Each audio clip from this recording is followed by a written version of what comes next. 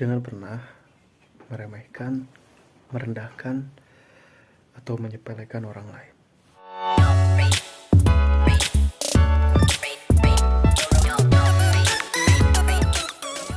Saya pernah punya pengalaman buruk dengan sikap seperti itu.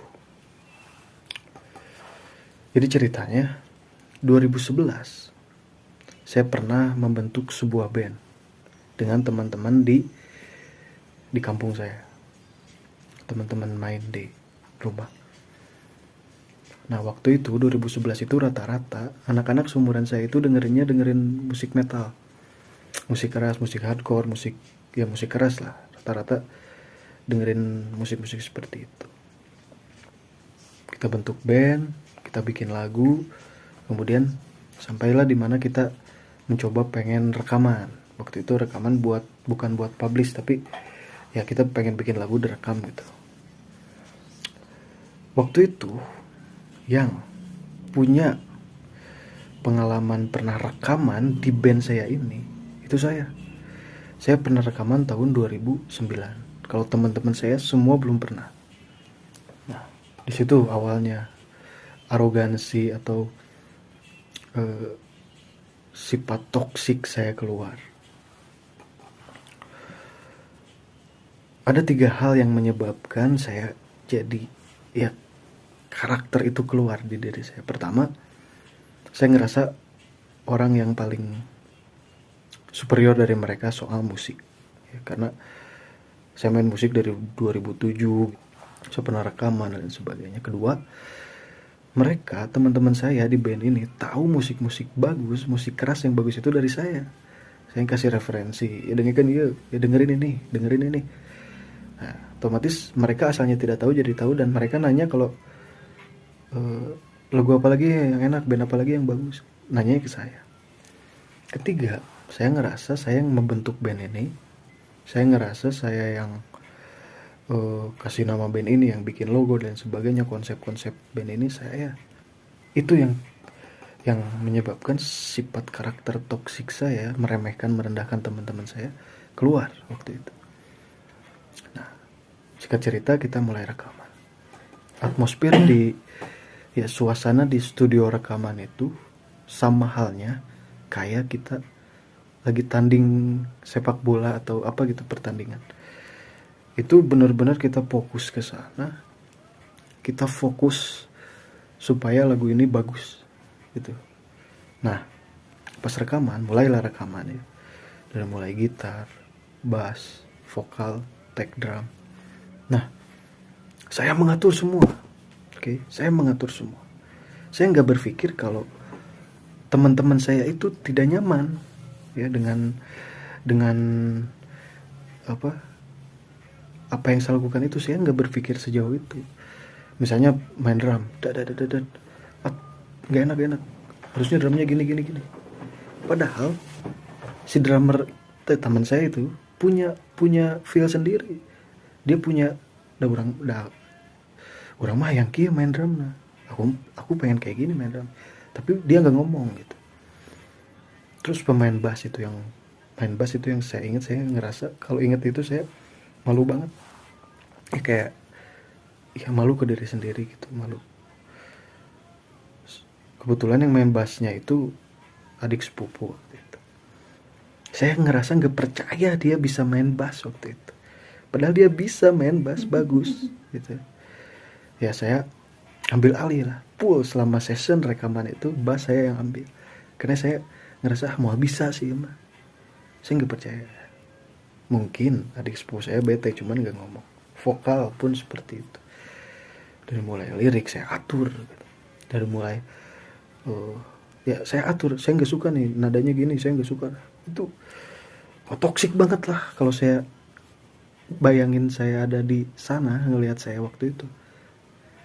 Toksik banget itu, jijik banget. Rekaman selesai, mereka bertiga langsung pulang duluan tanpa basa-basi, tanpa ngomong ke saya dan sebagainya. Aneh kan, saya ngerasa aneh banget, ini kenapa kok teman-teman saya kayak gini ya. Saya bingung gitu waktu itu ya. Akhirnya saya pulang, saya nggak kontak mereka, nggak SMS mereka waktu itu, karena saya ngerasa ini ada yang salah nih, kok teman-teman saya ninggalin saya gitu. Ya studio nelpon ke saya, lagu udah selesai katanya.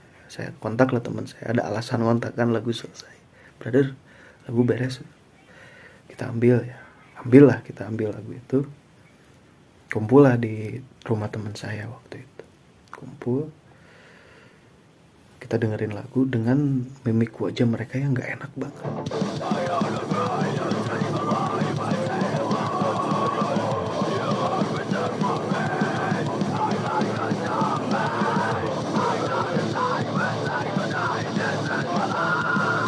Gitu, gak nyaman gitu ada saya di situ. Kemudian vokalis saya waktu itu langsung nyeletuk ngomong gini, bro orang apa? Bro saya tahu, ini bahasa Indonesia namanya, bro saya tahu kamu itu berpengalaman, kamu itu pernah rekaman, kamu itu ya lebih tahu dari kita lah, tapi untuk gitu oke caranya, tapi nggak kayak gitu juga kamu memperlakukan kita.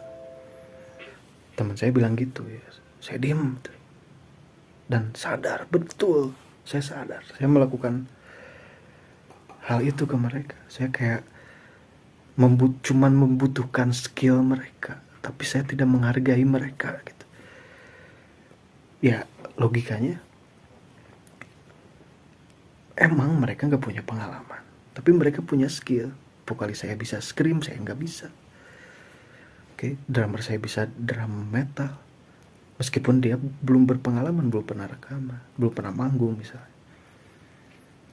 Adik sepupu saya nggak percaya ke dia, padahal dia bisa main bass. Dari situ saya sadar, wah benar, saya terlalu berlebihan gitu kan, memperlakukan mereka. Saya nganggap mereka bodoh, nganggap mereka remeh, sepele, dan saya sadar itu setelah teman saya ngomong. Gak kebayang kalau misalnya teman saya itu gak ngomong waktu itu.